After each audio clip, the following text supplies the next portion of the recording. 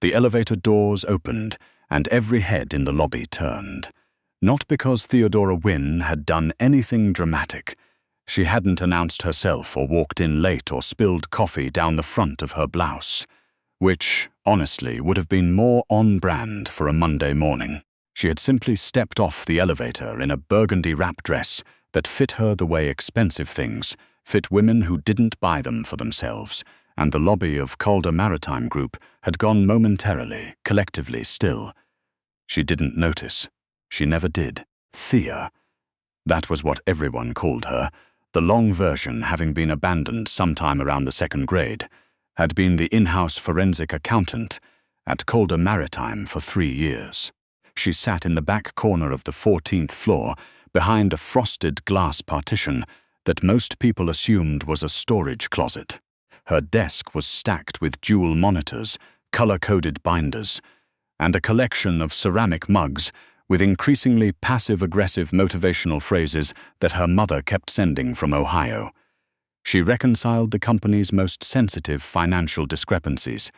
She caught errors that senior partners missed. She had, on 2 separate occasions, identified fraud that saved the company north of $9 million combined, and neither time had her name appeared on the memo that went to the board. She had stopped expecting it to. What she had not stopped doing, could not stop doing, even when she told herself to, was noticing when Reston Calder walked into a room, it was involuntary, like flinching at a loud noise. Reston was the second-generation head of the company his father had built, 41 years old, broad-shouldered in the way that made expensive suits look like they had been invented specifically for him, and possessed of a particular brand of controlled intensity that made everyone in his vicinity feel slightly more aware of their own heartbeat.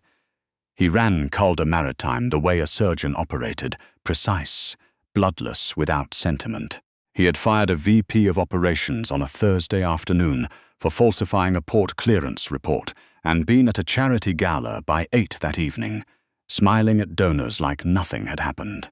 Thea found him profoundly irritating and had thought about him approximately 600 more times than she was comfortable admitting.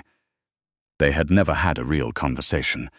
He knew her name the way executives knew the names of furniture, because someone had told him once and he had filed it away. She had handed him a corrected ledger in the hallway outside the 4th-floor conference room 14 months ago, and he had taken it without breaking stride, said, "Good catch," and kept walking. She had replayed that exchange more times than she would ever tell another living soul. So when Reston Calder appeared at the frosted glass partition at 7:43 on a Tuesday morning, before most of the floor had arrived, before she had finished her first cup of coffee, before she had done anything to prepare herself for the particular problem of him, Thea looked up from her monitor and genuinely considered whether she was still asleep. He knocked on the glass. He never knocked on anything. "Wynn, Mr. Calder." She kept her voice level. She was good at keeping her voice level. He opened the door and stood in the frame, taking up most of it, looking at the 2 monitors on her desk and the color-coded binders, and then at her in the particular way he had of looking at things, like he was calculating their load-bearing capacity. "I need you on something. Not through the usual channels." Thea set down her mug. "All right. The Meridian accounts." He said it quietly, like the name itself was a variable he didn't want overheard. "There's a discrepancy in the Pacific routing ledgers, specifically the clearance timestamps on the Vancouver and Seattle runs. Someone flagged it internally 3 weeks ago and the flag disappeared." She felt the shift in her chest, the one that happened when something stopped being ordinary. "Disappeared how?" "Overwritten. System shows it was user error." "I don't believe that. Why come to me?" He was quiet for a moment. Not the kind of quiet that meant he hadn't heard her. The other kind. "Because you found the Hartley issue in 2023 before anyone else was looking," he said, "and because whoever cleaned up this flag knows the audit architecture well enough to do it quietly. I don't want to use anyone who might already be inside it." Thea absorbed that. Outside the frosted glass, she could hear the elevator bank opening, the first wave of morning arrivals beginning to fill the floor. In here, it was just the hum of her monitors and Reston Calder watching her like she was a variable he was deciding whether to trust. I'll need unfiltered access to the Vancouver routing files. Last 18 months. Done. And I work alone on this. Nobody reviews my process until I'm ready. Something shifted in his expression. Not much. Barely enough to name. Agreed. He left without another word. Thea turned back to her monitors and sat very still for a moment, her hands flat on the desk, before she pulled up the Meridian file structure and started to work. The dress had been her sister's idea. Margot, younger by 4 years, effortlessly comfortable in her own body, in a way that Thea had always quietly admired and never quite achieved, had driven up from Philadelphia for the weekend and gone through Thea's closet with the focused energy of someone performing a rescue operation. "You own 3 colors," Margot had said, holding up a grey cardigan with an expression of genuine concern. "Grey, navy, and charcoal is just dark grey, Thea. It doesn't count as a 3rd color." The burgundy wrap dress had been Margot's contribution, purchased at a boutique on South Street and presented like an intervention. It had real structure to it, the kind that worked with a body rather than against it, and when Thea had put it on in her bathroom mirror, she had stood there for a long moment, not entirely recognizing herself. Not in a bad way. In the way of something being different than expected. She'd hung it in the closet after Margot left and hadn't touched it for 6 weeks. Then the Monday morning elevator, and the lobby going still, and Reston Calder appearing at her partition the very next day, and she had decided firmly that these events were not related. She was, after all, very good at analysis. She knew that correlation was not causation. She was also not an idiot. The Meridian discrepancy took her 4 days to map and 3 more to verify because she verified everything twice. What she found was not a rounding error or a data entry mistake or any of the soft explanations that lived at the comfortable end of the spectrum. What she found was a systematic alteration of customs clearance timestamps on 47 Pacific route shipments across an 8-month period, creating the appearance that cargo was being processed 2 to 3 hours faster than the actual port records showed. Someone was using Calder Maritime's logistics infrastructure to move something else alongside the documented freight, using the company's clearance reputation as cover, and they had been doing it carefully enough that it had taken 3 years for anyone to notice even the edge of it. She also found that the internal flag that had been overwritten had originated from a workstation registered to Trevor Hollis, the VP of Pacific Operations, who had been with Calder Maritime for 11 years and whose daughter had just started at Georgetown. Thea sat with that for a long time. She printed nothing. She saved nothing to the company servers. She built her documentation on an encrypted drive she'd had since graduate school and kept in the inside pocket of her work bag, and she requested a meeting with Reston Calder for the following Thursday. His assistant called back within 20 minutes to say he'd cleared his afternoon. That had never happened to Thea before. His assistant clearing an entire afternoon. She sat at her desk and looked at the phone for a moment after she hung up, and then she went back to work. Because there wasn't anything else to do with that information except note it and keep moving. She arrived at the executive floor at 2 o'clock and was shown into the corner conference room. Not the main one, the smaller one, the one without the glass wall facing the open floor. Reston was already there, jacket off, sleeves rolled, which she had also never seen before. There was a second person in the room, a woman around 50 in a charcoal blazer who was introduced as Audrey. No last name, no title, and who Thea clocked immediately as either legal or federal, based on the particular way she held a pen without writing anything. Thea opened her bag and set the encrypted drive on the table. 47 shipments, she said. 8 months. The timestamps were altered at the data entry point, not at the carrier level. Whoever did this has administrative access to the routing system, not just user-level permissions. The alterations created a 3-hour window on each run where the cargo is in transit, but effectively invisible to standard port tracking. Audrey picked up the drive carefully, like it was something that mattered. Thea kept going. The flag originated from Trevor Hollis's workstation, but the overwrite was executed from a secondary account with temporary admin credentials that were generated and deleted in the same session. That's not something Hollis would know how to do. He's a logistics man. He probably saw the discrepancy, flagged it, and someone with much better system access cleaned it up before it could go anywhere. Reston had gone very still.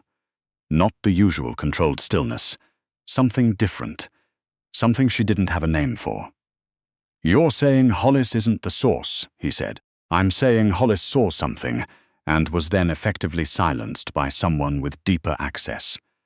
Whether that means he's been threatened or bought or simply kept in the dark, I can't tell you from the data. But the architecture of this is too sophisticated for him. Do you have a theory about who has that level of system access?" Audrey asked. She had a careful voice. Measured. The kind that was practiced. Thea took a breath. "I have a list of 7 people whose credentials could generate that kind of temporary admin token. I can give you the list. But I want to be clear. I'm giving you possibilities, not conclusions. This needs proper forensic infrastructure to verify. I've taken this as far as I should without a badge." Something crossed Audrey's face. Not quite a smile, but close.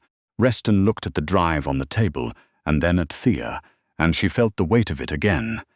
That particular quality of his attention, like being in the beam of something that didn't often point in her direction. "How long have you known?" he asked. "Known what? Specifically, that it was bigger than a discrepancy." "Day 2, she said. "When the time-stamped pattern repeated across 3 different carriers in the same week. Single data errors don't have patterns." He was quiet for a moment. Then, "You kept working anyway. That's what you hired me for." It came out simpler than she intended. Flatter. She watched him take it and saw something happen behind his eyes that she didn't trust herself to interpret accurately. "I should have," he said, and it was not the answer she had expected. The investigation moved out of her hands after that, handed off to Audrey's team and their proper forensic infrastructure and their actual badges. And Thea went back to the 14th floor and her frosted glass partition and her ceramic mugs, and the ordinary workload that was waiting for her like it always was. She told herself she felt fine about that. She'd done the work. The work was what mattered. She was in the middle of a quarterly reconciliation on a Thursday afternoon, 2 weeks after the conference room meeting, when Reston Calder appeared at her partition again. No knock this time. Just the door opening and him standing in the frame, and she felt her hands still on the keyboard. "You should have been on that memo," he said. She waited. "The Hartley memo. In 2023. Your name should have been on it." Thea looked at him steadily. "It wasn't, I know. He didn't look away. That was my error. I delegated the communication and didn't follow up, and by the time I realized, it had been 3 months and the moment had passed." She didn't know what to do with an apology from Reston Calder. She had not prepared for that variable. "It's fine," she said, "because that was what you said." "It's not." He said it quietly, without drama, the way he did everything. "You've been doing work at a level this company hasn't properly recognized, and I've been running a floor above it without fixing that. I'd like to fix it. What does fixing it look like?" He named a number. She kept her face very still. "There's also a title adjustment. Director of Financial Integrity. It would mean direct reporting line to me, not through the CFO's office. The Meridian situation, and others like it going forward, would fall under your oversight." Thea was quiet for a moment. Outside the frosted glass, the floor hummed with its ordinary Thursday afternoon sounds. In here, she was suddenly aware of the ceramic mug on her desk that said, "I survived another meeting." That could have been an email, and she thought briefly and absurdly that she should probably replace it with something more appropriate for a director. "I want it in writing before Friday," she said. The corner of his mouth moved. Not quite a smile, the closest thing she had ever seen on him.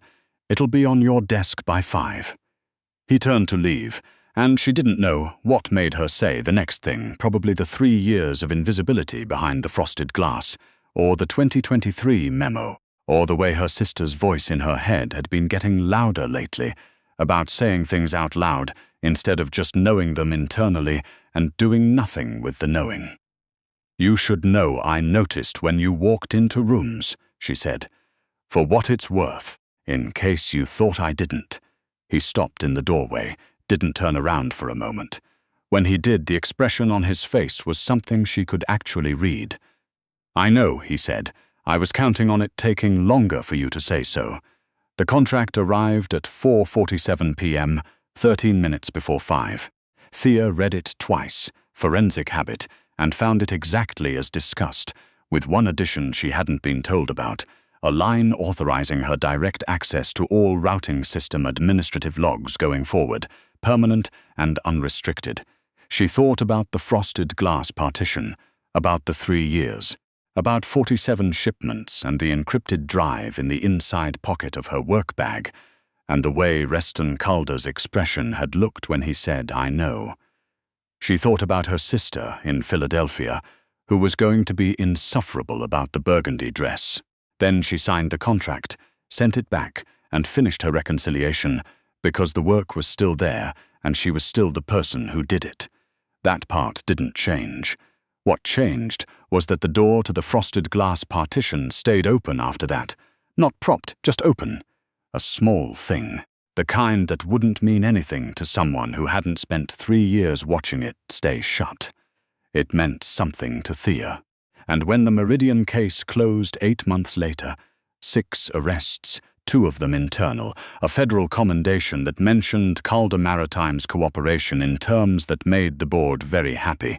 The memo that went out company-wide had her name at the top.